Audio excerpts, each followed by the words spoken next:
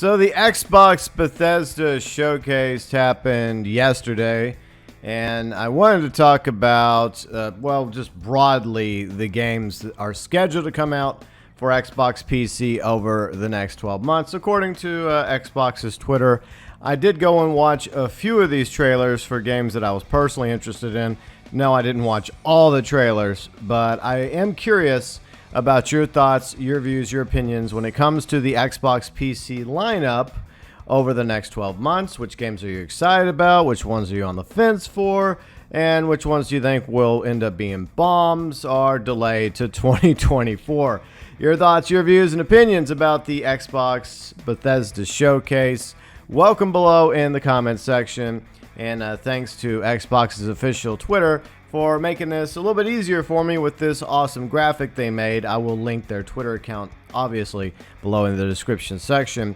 So in 2022, they have quite a few games coming to Game Pass, and I think Game Pass is pretty awesome. I currently have it. I don't use it as much as I should, but I think that Game Pass is pretty cool. I know Sony's trying to compete with Xbox, and I do cover both consoles, by the way. I'm not about a console war. I'm just a gamer. So when it comes to Game Pass, we got, and if I mispronounce some of these, that's my bad. We got Naraka, Blade Point. We have, let's see, Dusk Falls, Somerville at the top. Those are going to be on Game Pass. Other games coming is a new update to Elder Scrolls Online, High Isle, and then Forza Horizon 5, of course, is going to get a Hot Wheels update. I think they've gotten some Hot Wheels updates in previous Forza Horizon games, so it's kind of a tradition now, whether you like it or not. And I do enjoy playing Forza Horizon 5, and it's interesting because this update doesn't have Game Pass above it, but I'm able to play Forza Horizon 5 because of Game Pass. So that's quite interesting. So I guess you have to actually buy this update. It's not going to be available for anyone that happens to have Forza Horizon 5 on Game Pass.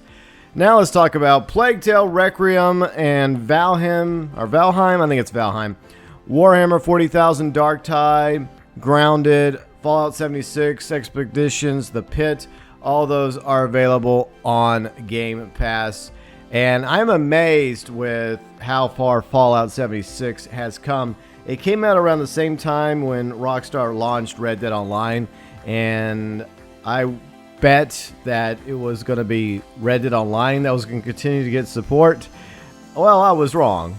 Fallout 76 continues to be updated and has a ever-growing community surrounding it. Meanwhile, Red Dead Online is basically dead at the moment. So I think it's a new location. So I think it's is it Pittsburgh or whatnot? But I haven't been following Fallout 76 100%. But that's pretty cool, though, that there is going to be yet another update to Fallout 76. And I think this actually is an expansion. It's going to be on Game Pass. Overwatch 2 is coming, and for Overwatch fans, I'm sure they're excited about this. But I saw some trailers for Overwatch 2 a while back. It doesn't really look any better or worse than the current Overwatch. But I'm hoping it'll be better for anyone that's into Overwatch 2. I think it's going to be free to play. Some Game Pass games also coming in 2022. High on Life. And from my understanding, I think that is connected to some writers or creators behind Rick and Morty. It looked interesting. And then Scorn. Scorn has kind of like an alien feel and vibe to it. So that one looks weird, but it could be weird in a good way. And then another Game Pass game is Atomic Heart. A game that I'm covering on the channel because I'm a huge Batman fan. That's coming out this fall, and I'm probably going to end up playing it, is Gotham Knights. But it's not just coming to Xbox and PC. This is going to be available across the board. So I don't know why they're including some of these games in this lineup when quite a few of them are not quote-unquote exclusive or even early access. One of those examples is Gotham Knights. More Game Pass games include Gunfire Reborn, Persona 5 Royal, and a lot of Persona fans are very, very happy about what's happening with Xbox PC because you have a lot more Persona games coming to Xbox, and I think that's awesome. You also got Call of Duty Modern Warfare 2, a game that COD fans are hopeful that will turn around the COD franchise. I'm not really a COD fan myself, but I hope that this COD game actually is way better than Vanguard because that's been a major disappointment for the COD community. So hopefully COD Modern Warfare 2 will be considerably better than Vanguard. You also got a couple more game passes. You got Pentiment and Halo Infinite Season 3. People are playing Halo Infinite. I think it's, free to play, right? Not the story mode game. You have to actually buy story mode for Halo Infinite.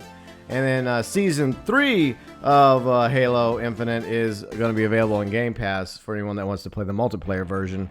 And then a game that I enjoy playing and also use a lot of B-roll for, including the Pelican here. It's available free right now on Microsoft Flight Simulator for Xbox as well as PC.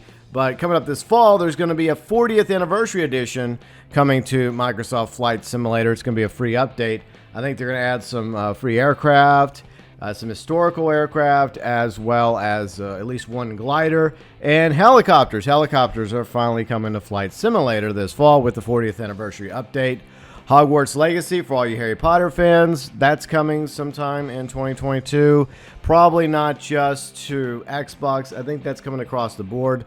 Some more Game Pass games. Party Animals along with Slime Ranchers 2. Those are going to be on Game Pass. Then the Callisto Protocol. A few people were talking about this the other day. Seem to be excited about it. That game is also coming in 2022. It doesn't mean necessarily all these games are going to arrive before the end of the year, but hopefully most or all of them end up coming out. And I hope the majority of them turn out to be good. Even if it's a game I have no interest in personally, I know there's people out there that are probably interested in every single game I just mentioned. And I hope they're awesome. I hope they're amazing. I hope they're good. But we'll just have to wait and see. Now we go over into 2023. And this is where it becomes hit or miss, because some of these games may end up getting delayed to 2024. Once again, I hope that's not the case. I hope they all turn out to be awesome, because the lineup looks very, very promising, especially for some of these that are going to most likely be Xbox PC exclusive coming in 2023. As a huge Diablo fan, I am very interested in Diablo 4. No, I haven't covered Diablo Immortal. I just don't want to talk about Diablo Immortal. I can't believe that you could spend up to $100,000 real life for that game. That is pure, unadulterated greed right there, and I cannot believe that anyone out there would spend a dime on Diablo Immortal. But it's your money, so you spend it how you please. Diablo 4, it's coming, hopefully in 2023. And I know that Bethesda and Activision and all these companies are being pulled under Xbox, Microsoft, just like there's companies going under Sony. I'm not a fan of exclusive games. I hope that Diablo 4 doesn't turn out to be exclusive.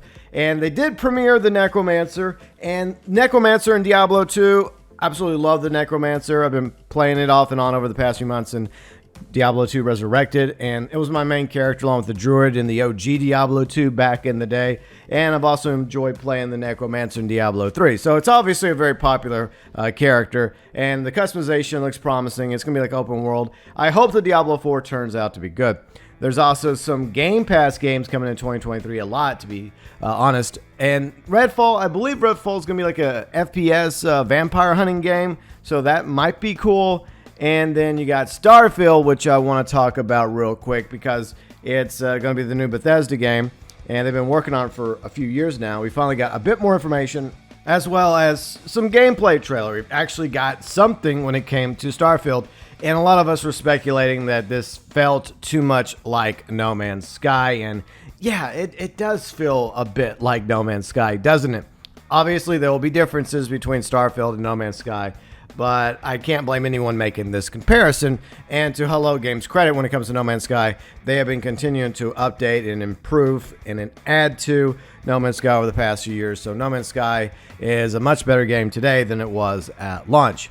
When it comes to Starfield by Bethesda, I think it's going to be, 100 star systems, up to 1,000 planets, which sounds amazing, but is it, when you think about the fact that it's 1,000 planets, and are these all going to be individually made by Bethesda? Are they each going to be unique?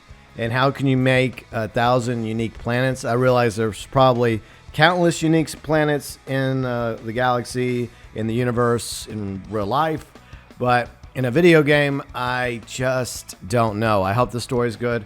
I hope it's worth the wait and the time, the effort, and the money that Bethesda has put into Starfield, because there's a lot of Elder Scrolls fans, including myself, that has been chomping at the bit for Elder Scrolls 6 for a very long time. And this really has to make me wonder if this new IP gamble is going to be worth it on Bethesda's part. I hope it is, because I do like studios coming out with new IPs and not relying on popular titles like Elder Scrolls or Fallout or GTA, for example, Rockstar. But it does seem similar to No Man's Sky in a lot of ways. Not in every way, but in a lot of ways. And people will make that argument like, well, why play Starfield when I can just go play No Man's Sky, which offers a way more content now. And, I understand that. But hope that Starfield turns out to be great and worth the wait, especially since it's probably come at the expense of the Elder Scrolls franchise. Yes, I know we just talked about there being a new update and a new expansion to Elder Scrolls Online, High Isle, but there's a lot of us Elder Scrolls fans that don't care for Elder Scrolls Online, and we just want a new, Elder Scrolls game. We want Elder Scrolls 6. So, I don't know when that's coming, but I would definitely be covering that on the channel in the future when we get any information regarding Elder Scrolls 6. But I hope the Starfield turns out to be good. So we got a new Forza Motorsport finally coming. It has no number behind it, but the gameplay looked really, really promising. And I'm amazed by the team behind Forza Motorsport as well as Forza Horizon, making some of the best racing games out there. And on the other side, you have Gran Turismo, and a lot of people love Gran Turismo, but over on the Xbox PC side, Forza is king, and a lot of people consider Forza to be the best racing games out there because they have two different types of games, the Forza Horizon series and Forza Motorsport. And I think it was Forza Motorsport 6 when I first got into Forza, and that was a beautiful game back in the day, and it's still amazing. And so I'm very, very interested about Forza Motorsport. So I hope that turns out to be good. And then we have a new Minecraft game. Is it a Minecraft game, or is it like a DLC or an expansion to Minecraft? Minecraft Legends. I'm not really a Minecraft fan. I know a lot of people are. It looks interesting, so hopefully that turns out to be good. Some more Game Pass games. Let's see, Aura History Untold, Wulong Fallen Dynasty, Stalker 2, Flintlock. Let's see, we got the Chronicles, 100 Heroes. You got League of Legends, so League of Legends fans will be excited about that coming to Game Pass. League of Legends Wild Rift as well. You got Valorant coming to Game Pass. You got Time Fight Tactics, Legends of Runeterra, and the trailer for Ark 2. Several people during the stream were talking about Ark 2 when I was streaming some Red Dead Redemption multiplayer yesterday on my channel. And I went to go watch it. Looks promising. I hope that the studio behind Ark 2 learns from the mistakes of the first Ark game, because, look, I like me some dinosaurs, and I'm going to be going to go watch Jurassic World Dominion with Riley sometime this week, maybe Tuesday. I hope it's okay. I will probably do a review of it over on GB Fang. But when I tried to play the original Ark game back in the day, I had trouble with it. You have to do all these different settings and whatnot, and you have to have a PC. Even if you have like a really good PC, you still have issues with frame rates and glitches. Most of you Ark fans know what I'm talking about, but I get the appeal of Ark with the dinosaurs, the ability to hang out with dinosaurs and tame dinosaurs and ride around dinosaurs and base building and all that good stuff, and hopefully not get eaten by dinosaurs and megalodons. But I hope that Ark 2 turns out to be good. Trailer looks promising, but that's just a trailer.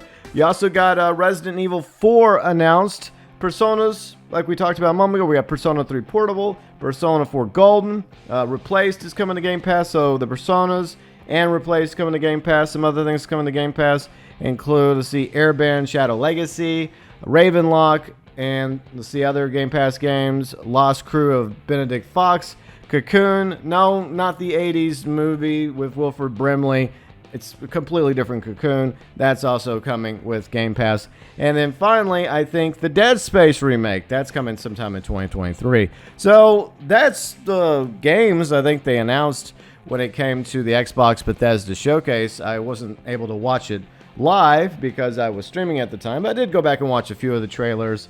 And some of the games look promising. Some of them I'm obviously not personally interested in, but I hope they turn out to be good. But it looks like Microsoft is about to put out some really, really awesome games in 2023, unless those games get delayed to 2024. But a lot of them have also been in development for quite a few years now.